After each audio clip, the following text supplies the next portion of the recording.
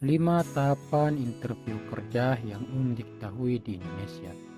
Berbicara soal tahapan interview kerja, boleh dibilang kalau setiap perusahaan mempunyai kebijakan dan peraturan masing-masing.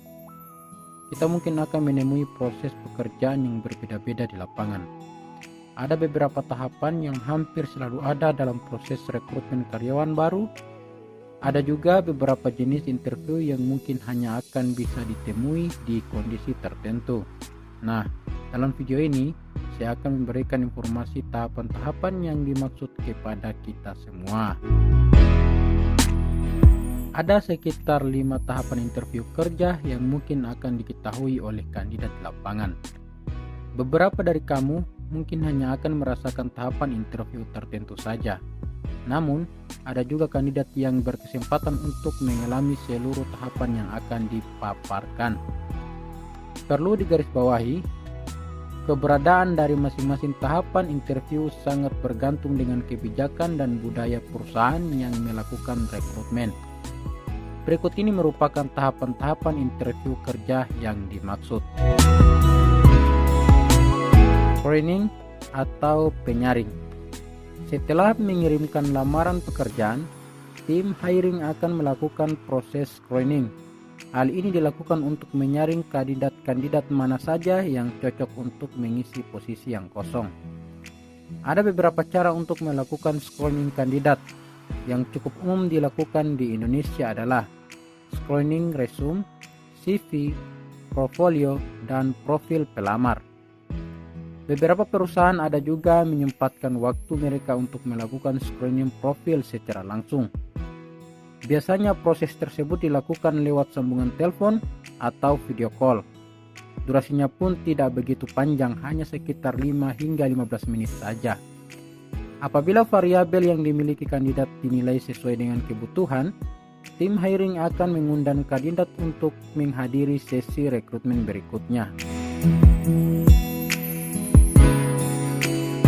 Interview pertama. Setelah lolos screening, kandidat akan diundang ke interview pertama. Di Indonesia, urutan interview pertama ini biasanya dilakukan oleh HRD.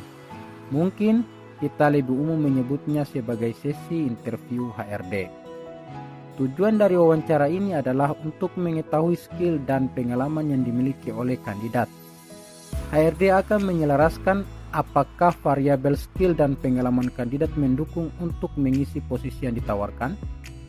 Biasanya, interview juga akan menggali beberapa cocok kandidat untuk membaur dalam kultur perusahaan mereka.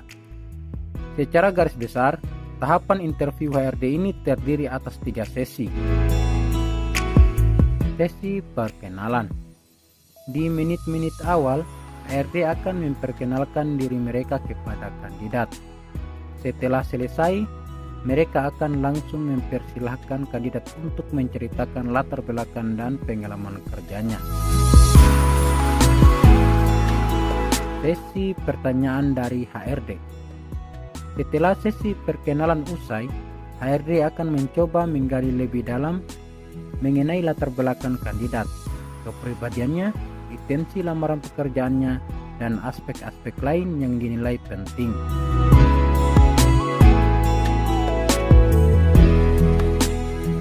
Pertanyaan dari kandidat. Ketika informasi yang diperlukan sudah terkumpul, HRD akan memberikan kesempatan kepada kandidat untuk bertanya. Di sini, kamu bisa memanfaatkannya untuk menunjukkan kebolehanmu. Misalnya, kamu sudah melakukan riset cukup detail terkait posisi yang kamu lamar dan kaitannya dengan ekspektasi bisnis perusahaan.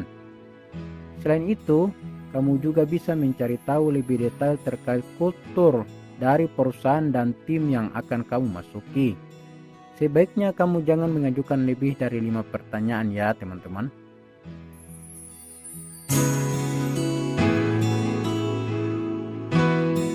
Interview kedua.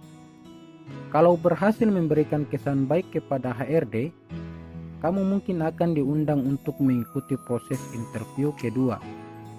Tahapan wawancara kerja yang satu ini mungkin lebih akrab kita kenal dengan sesi interview user. Jadi, kandidat akan dipertemukan dengan supervisor, manajer, atau kepala divisi dari posisi yang dilamar.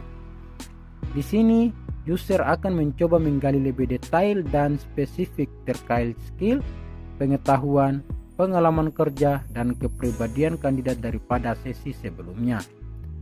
Pada sejumlah kesempatan, mungkin kamu akan mendapatkan pertanyaan yang bersinggungan dengan aspek teknis. Ada juga beberapa user yang memberikan studi kasus ataupun tes kemampuan dalam sesi ini. Tujuan dilakukannya interview ini adalah untuk mendapatkan pandangan yang lebih jelas tentang kualitas kandidat.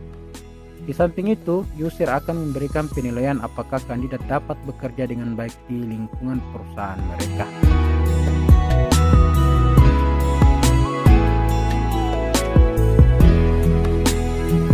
Interview ketiga. Apabila kamu melamar posisi tertentu seperti senior staff, supervisor, atau posisi yang lebih tinggi lagi, mungkin kamu bisa mendapatkan kesempatan untuk mengalami interview ini. Selain itu, interview ini juga biasa dilakukan oleh perusahaan yang jajaran direksi atau jajaran komisarisnya menaruh konker tinggi pada urusan hiring. Secara spesifik, tahapan interview ketiga ini juga bisa dilakukan oleh perwakilan dari jajaran direksi atau BOD atau bersama komisaris perusahaan. Tujuannya tidak lain untuk membuat keputusan akhir apakah kandidat layak untuk direkrut. Sebelum memulai interview, baiknya kamu melakukan riset mendalam soal perusahaan, permasalahan yang dihadapi saat ini, dan mencari solusi untuk menyelesaikannya. Di sini, kamu mungkin juga akan diminta untuk bercerita bagaimana kamu akan menjalani pekerjaanmu sehari-hari apabila perusahaan merekrut kamu.